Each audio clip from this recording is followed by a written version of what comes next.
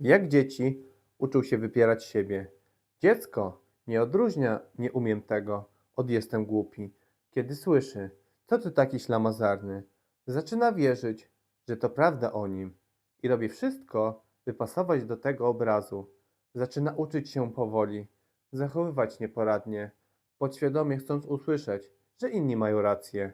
To przekonanie „jestem niewystarczający” wchodzi w dorosłość, do relacji, do pracy, do życia duchowego i działa jak mur, który oddziela nas od własnej mocy.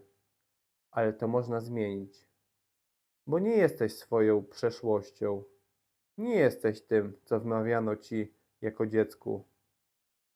Na sesji bioenergoterapii możesz zobaczyć te mechanizmy z dystansu i wybrać nową drogę opartą na prawdzie o sobie. Zapraszam do kontaktu.